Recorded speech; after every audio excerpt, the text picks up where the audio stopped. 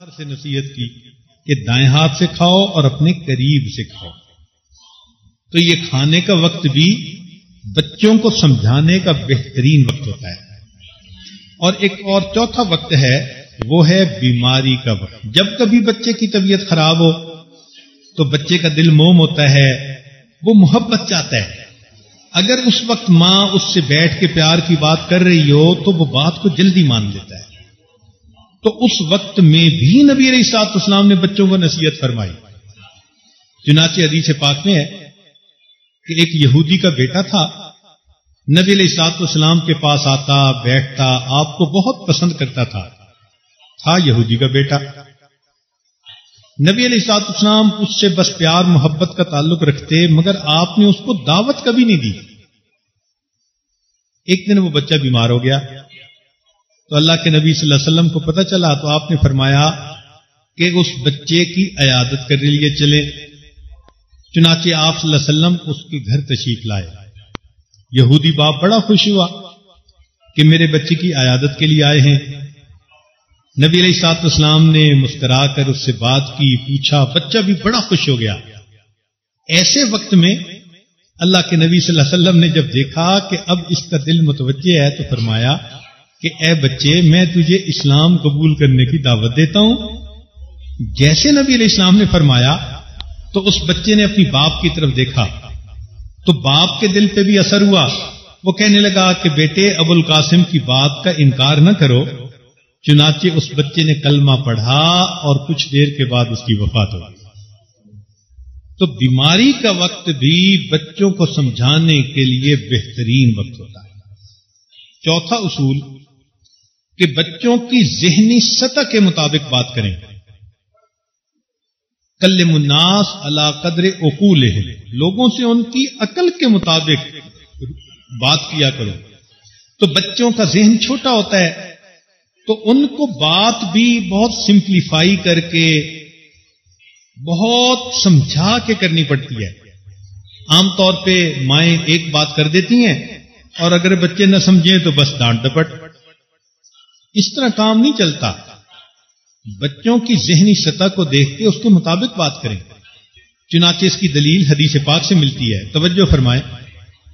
نبی علیہ الصلوۃ والسلام جب بدر کے لیے تشریف لے گئے تو راستے میں ایک جگہ آپ صلی اللہ علیہ وسلم نے صحابہ کو بھیجا کہ جائیں اور دشمن کے لشکر کی خبر لے کے آئیں.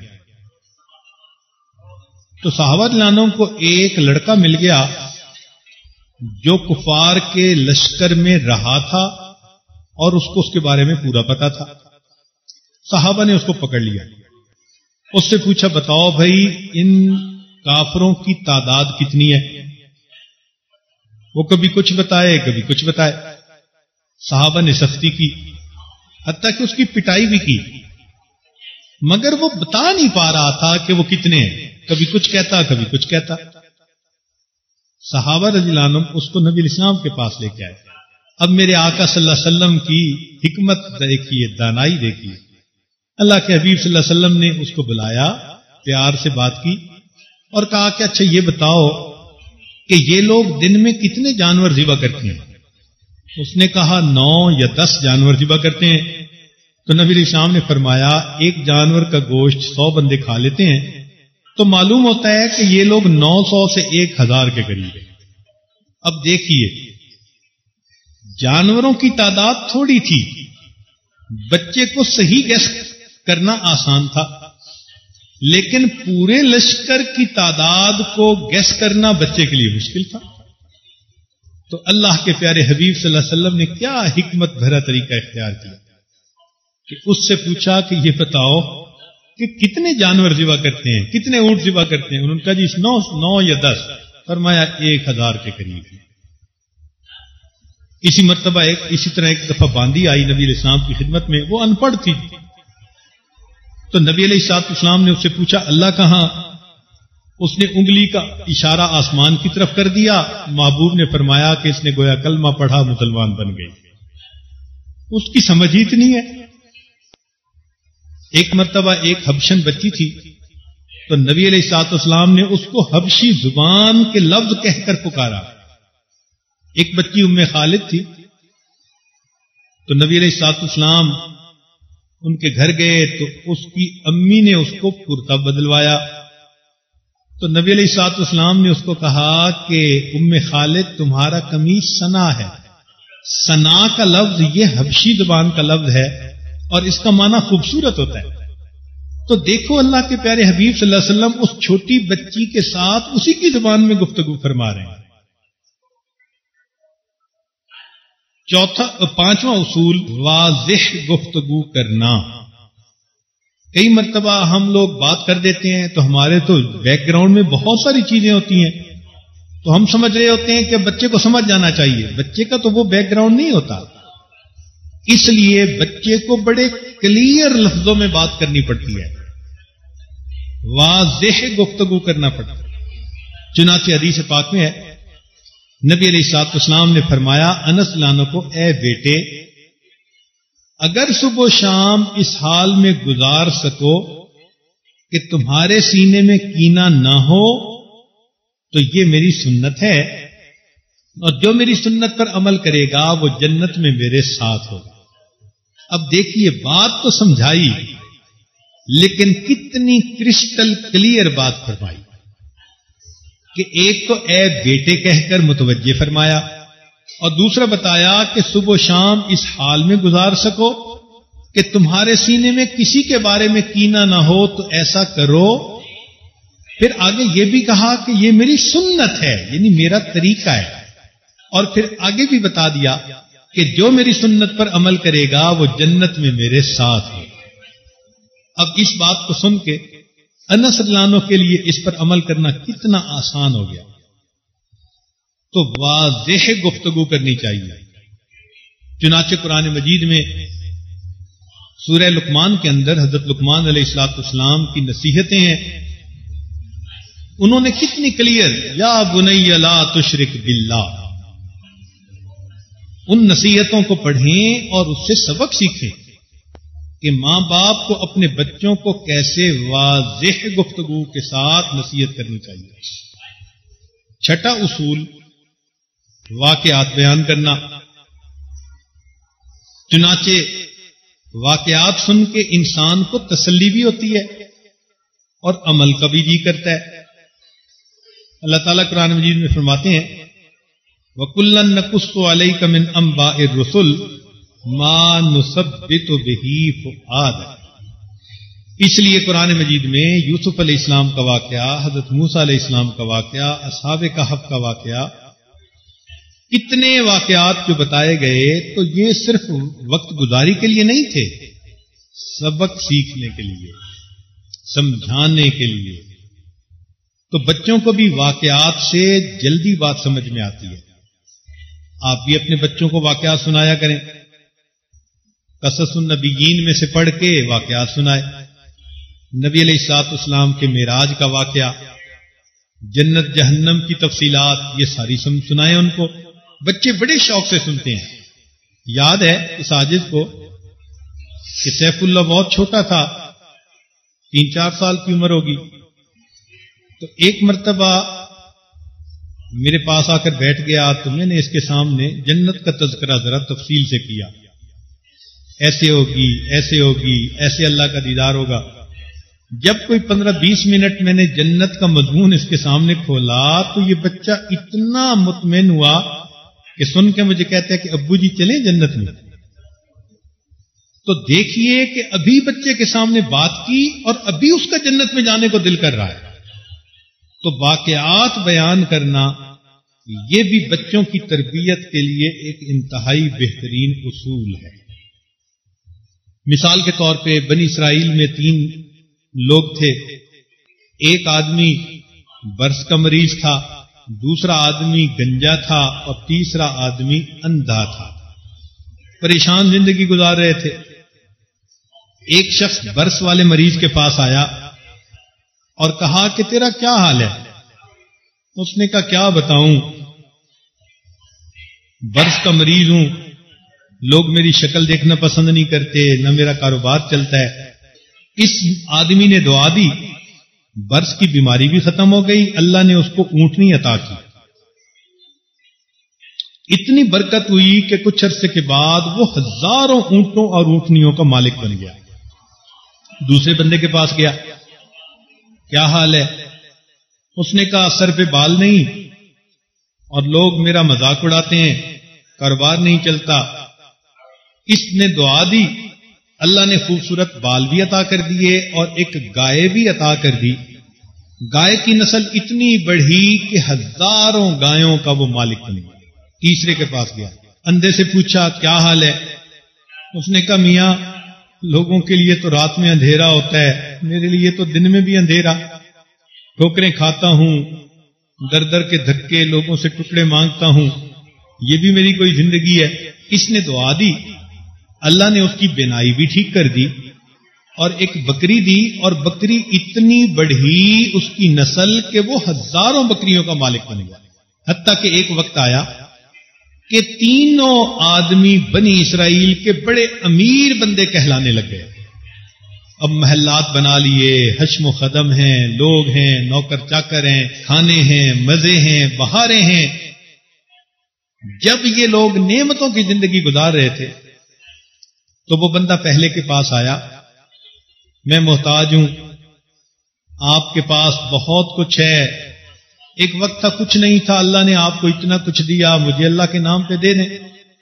اس کو بڑا غصہ آیا, تم نے یہ کیسے کہا کہ تمہارے پاس کچھ نہیں تھا؟ میں تو امیر باپ کا بیٹا, میرا دادا امیر, فلاں امیر, چلے جاؤ یہاں سے. اس نے جھڑک کے وہاں سے نکال دیا. جب یہ آنے لگا تو اس نے کہا اچھا میاں جیسے تم تھے اللہ تمہیں ویسا کر دے. لو وہ پھر برس کا مریض بن گیا اور ایسی بیماری ہوئی کہ سارے جانور اس کے مر گئے. دوسرے کے پاس گیا یہ آدمی, اس کو کہا کہ بھئی محتاج ہوں, اللہ کے نام پہ کچھ دے دو.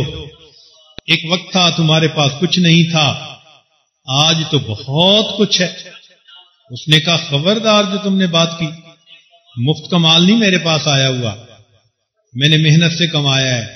میں تو اتنا اچھا بزنس مین ہوں, فلاں ڈیل کی تھی کہ مجھے اتنا ملا, فلاں ڈیل کی تو مجھے اتنا پروفٹ ہوا. یہ خون پسینے کی کمائی ہے, تم کیسے کہتے ہو کہ تمہارے پاس کچھ نہیں تھا؟ اس نے کہا میاں ناراض نہ ہو, تم جیسے تھے اللہ تمہیں ویسا کر دے.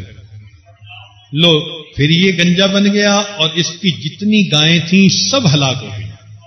وہ تیسرے کے پاس گیا, اس کو کہا محتاج ہوں, اللہ کے نام پہ کچھ دو. ایک وقت تھا تمہارے پاس کچھ نہیں تھا, آج اتنا کچھ ہے. جیسے ہی اس نے یہ بات کہی تو اس آدمی کی آنکھوں میں آنسو آ گئے. وہ کہنے لگا میرے بھائی تم نے بالکل سچ کہا, میں تو اندھا تھا, میں تو ٹھوکریں کھاتا تھا, ٹکڑے مانگ مانگ کر لوگوں سے لیتا تھا. کسی اللہ کے بندے نے دعا دی, اللہ نے بینائی بھی دے دی اور اتنی بکریاں اللہ نے مجھے عطا فرما دی. آج اس اللہ کے نام پہ تم مانگنے کے لیے آئے ہو. یہ دو پہاڑوں کے درمیان پوری وادی میں جتنی بکریاں ہیں جتنی چاہو اللہ کے نام پر لے لو. جب اس نے یہ بات کہی تو وہ آدمی کہنے لگا مبارک ہو, میں تو فرشتہ ہوں, اللہ نے 3 بندوں کے پاس امتحان کے لیے بھیجا تھا, 2 بندے اپنی اوقات کو بھول گئے, اللہ نے نعمتیں واپس چھین لی. تم نے اپنی اوقات کو یاد رکھا, اللہ تمہارے مال میں اور برکت عطا فرمائے. چنانچہ یہ آدمی پوری زندگی ناز و نعمت کے اندر پلتا رہا. اب اگر بچے کو یہ واقعہ سنائیں اور پھر اس کو بتائیں کہ جو اللہ ہمیں یہ نعمتیں دیتا ہے ہمیں اس کے نام پر خرچ کرنا چاہیے, تو بچے کے اندر کتنا جذبہ پیدا ہو جائے گا. وہ کہے گا کہ امی سب کچھ خرچ کر دیجیے. اس طرح انبیاء کرام کے, اولیاء کرام کے واقعات سنا کر اس سے نتیجہ نکالا کریں اور پھر بچے کو سکھایا کریں کہ یہ ہونا چاہیے, تو بچے پر پھر ایسی بات جلدی اثر کرتی ہے, یہ بات اس کے ذہن نشین ہو جاتی ہے.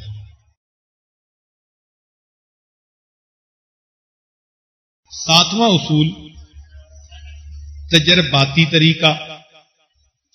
تجرباتی طریقے کا مطلب ہوتا ہے کہ کئی مرتبہ کچھ کام بچے کو کر کے دکھانے پڑتے ہیں. جب تجربہ کیا جاتا ہے یا بتایا جاتا ہے تو پھر بچہ جلدی بات سمجھ لیتا. جیسے نبی علیہ الصلوۃ والسلام نے صحابہ کو فرمایا سلو کما رأیتمونی اصلی، تم ایسے نماز پڑھو جیسے مجھے نماز پڑھتے دیکھتے ہو.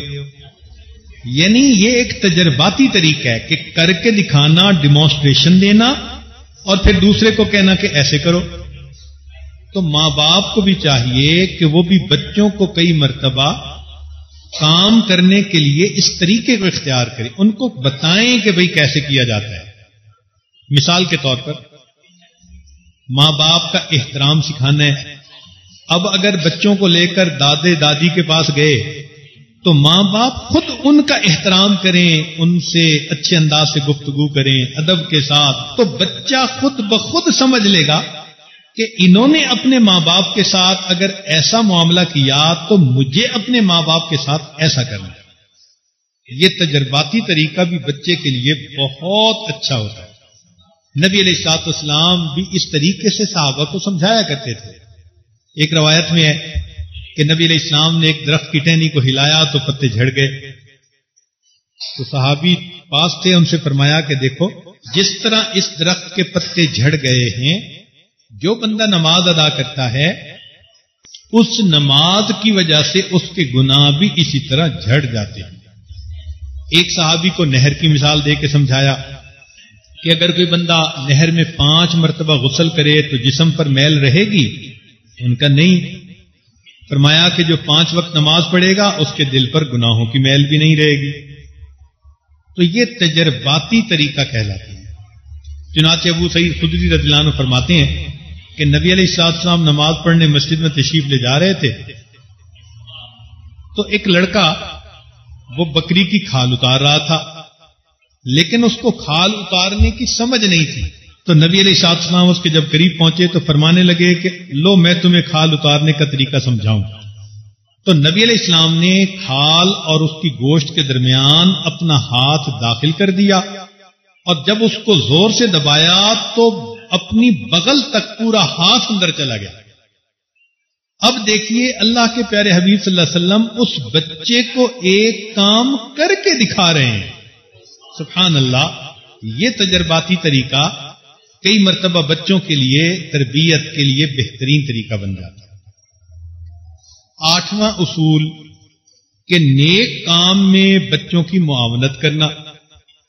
اگر بچہ نیک بننا چاہتا ہے تو ماں باپ کو چاہیے کہ نیک بننے میں اس کی معاونت کریں.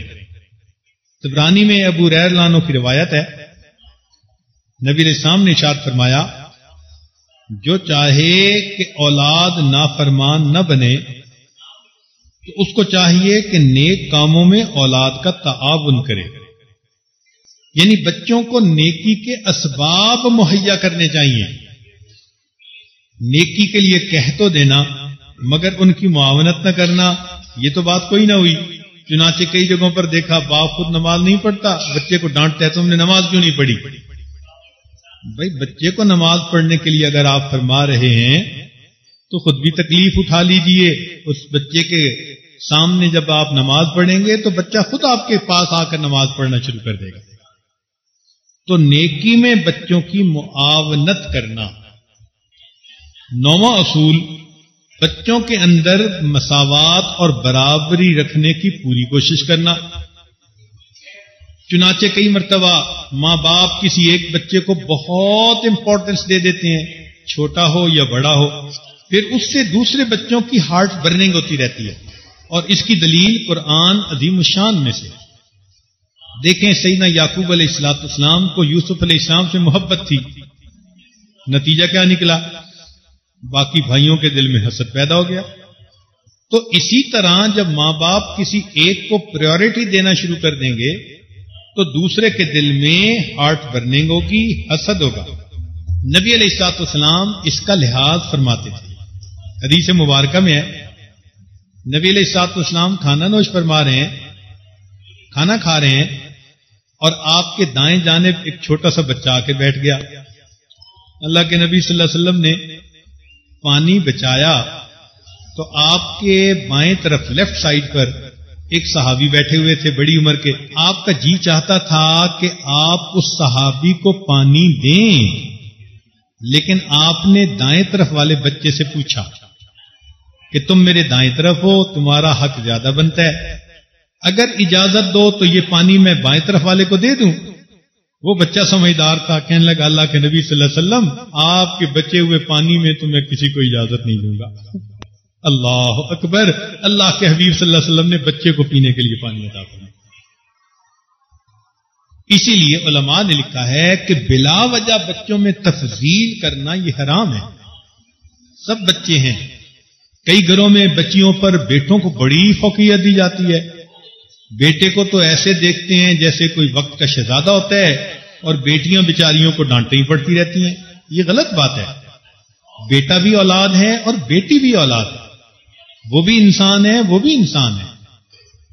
اس لیے محبت تعلق ماں باپ کا سب بچوں کے لیے برابر ہونا چاہیے۔ 10واں طریقہ بچوں کی تربیت کا بہترین اصول کہ ان کو سنت کا اہتمام سمجھایا جائے۔ ماں کو چاہیے کہ ہر موقع پہ بتائے بیٹے یہ نبی صلی اللہ علیہ وسلم کی سنت ہے، پہلے آپ کی محبت دل میں بٹھائی جائے، اور پھر جب آپ بتائیں گی کہ ہمارے حبیب صلی اللہ علیہ وسلم، آقا صلی اللہ علیہ وسلم ایسے کرتے تھے، تو پھر بچہ شوق سے ویسے کرے گا۔ سیرت کی مثال نیلے آسمان کی طرح، دنیا میں جہاں بھی آپ ہوں ذرا آنکھ اٹھائیں آپ کو نیلا آسمان نظر آئے گا۔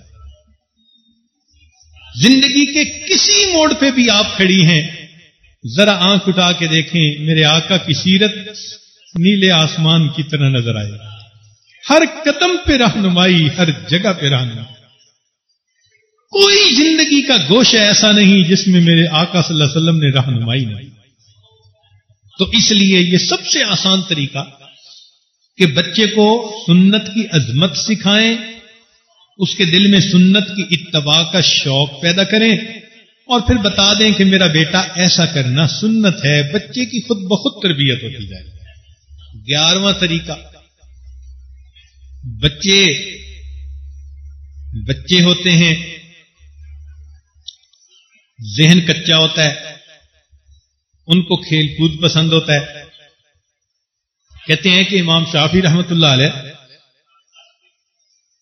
بہت چھوٹی عمر میں درس قرآن دینے لگ گئے تھے، اور ان کی مجلس میں بڑی بڑی عمر کے لوگ، مشائخ جو تھے وہ بھی آ کے بیٹھتے تھے۔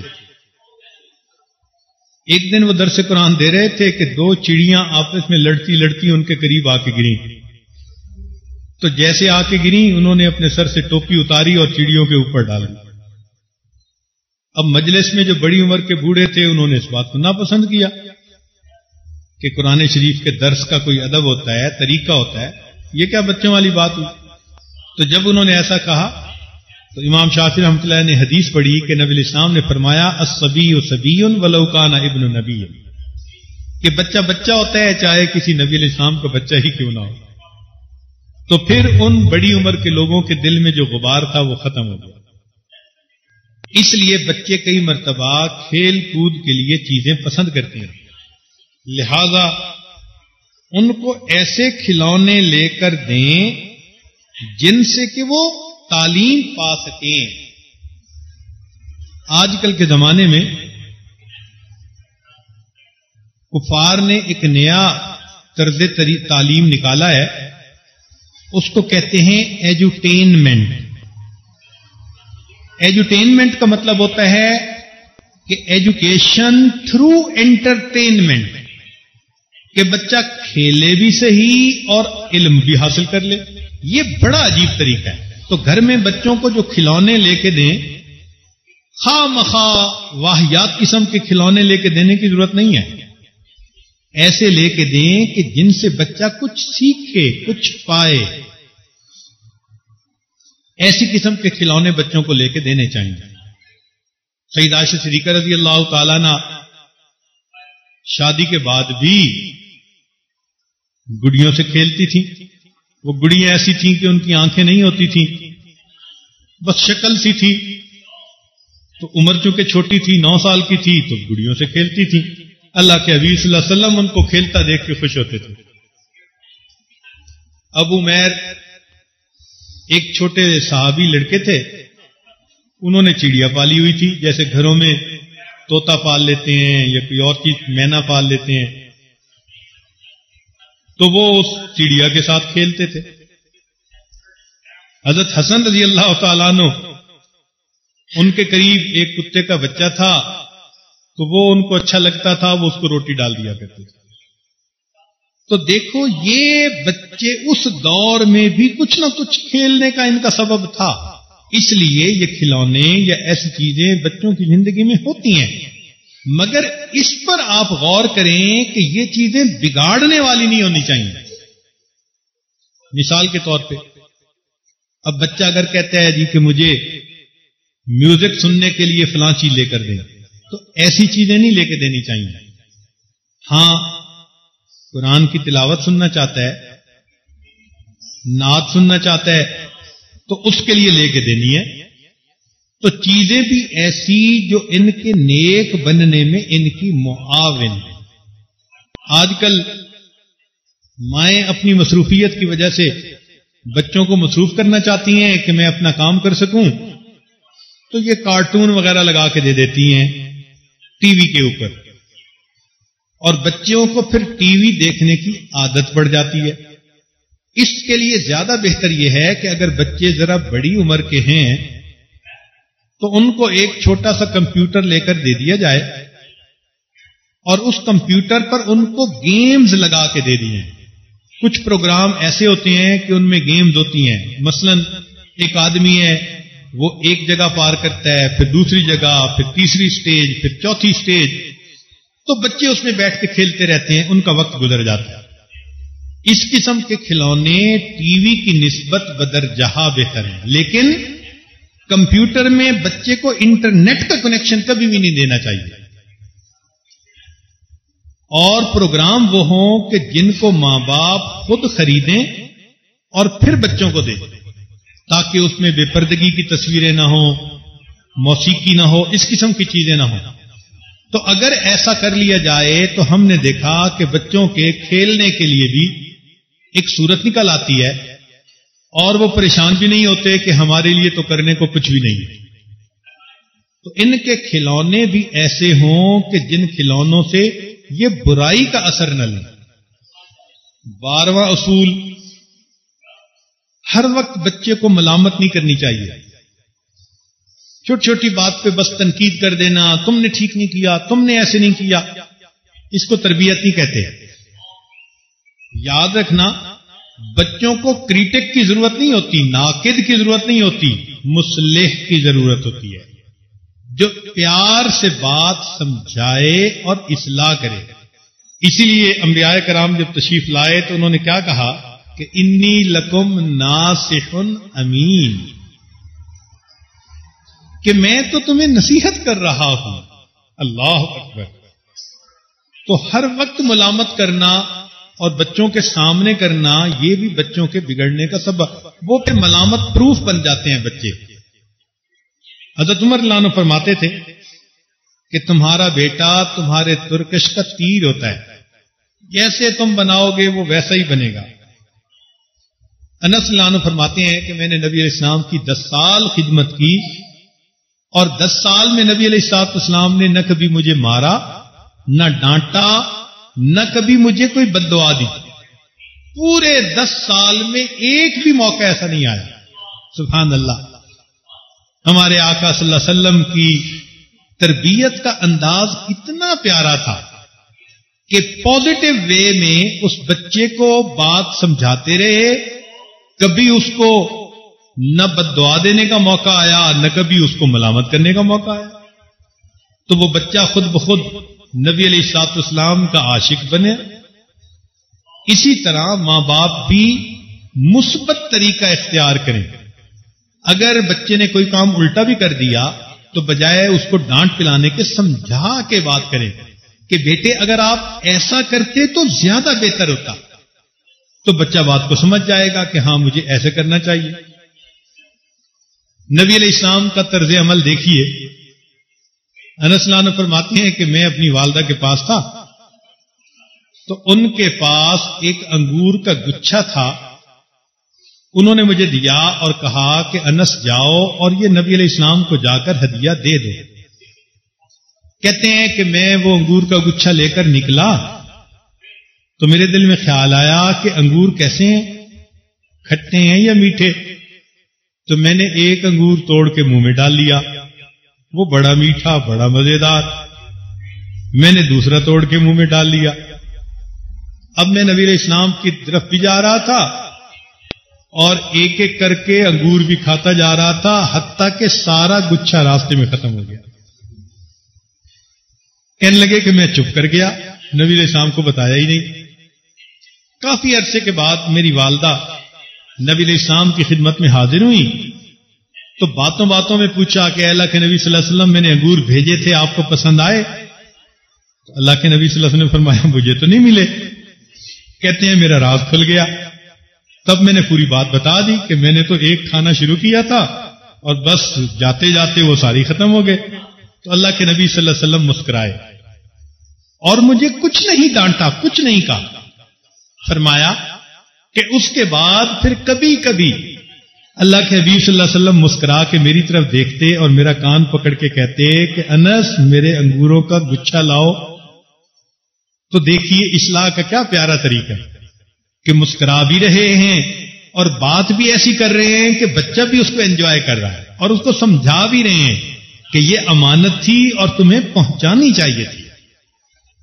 تو یہ 12 اصول اگر ہم ذہن میں رکھیں تو یہ جنرل اصول کہلائے جاتے ہیں تربیت کے۔ اب اس کے بعد آگے بچے کی دینی تربیت کیسے کرنی ہے، اخلاقی کیسے کرنی ہے، معاشرتی کیسے کرنی ہے، اس کے لیے الگ الگ عنوان کے ساتھ طریقے بتائے جائیں گے۔ امید ہے ان 12 اصولوں کو آپ یاد کریں گی اور اس کے مطابق اپنے بچوں کی تربیت کرنے کی کوشش کریں گی۔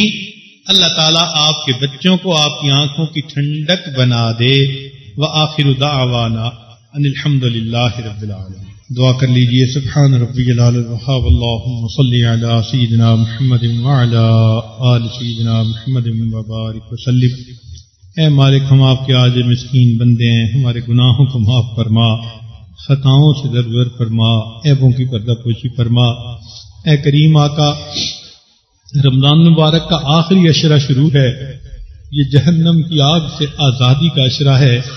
اللہ ہم گنہگاروں کو جہنم کی آگ سے آزاد فرما دیجئے، روزوں کو قبول کر لیجئے، تراویح کو قبول کر لیجئے۔ یہ رحمت کا مہینہ ہے، آپ کی بندیاں اپنے گھروں سے چل کر یہاں آئی بیٹھی ہیں، اللہ ان کے اٹھے ہاتھوں کی لاج رکھ لیجئے۔ اللہ اولاد کے غموں سے محفوظ فرما، اولاد کے دکھوں سے محفوظ فرما، اولاد کی پریشانیوں سے محفوظ فرما، اولادوں کو ماں باپ کی آنکھوں کی ٹھنڈک بنا۔ اے اللہ بے اولادوں کو نیک اولاد عطا فرما۔ اے اللہ جو جوان العمر بچے بچیاں ہیں ان کے نصیب اچھے فرما۔ رب کریم گھروں کے ماحول کو نیک بنا، نیکی کے راستے کی جو رکاوٹیں ہیں اپنی رحمت سے ان کو دور فرما۔ اللہ ہمیں بھی اپنے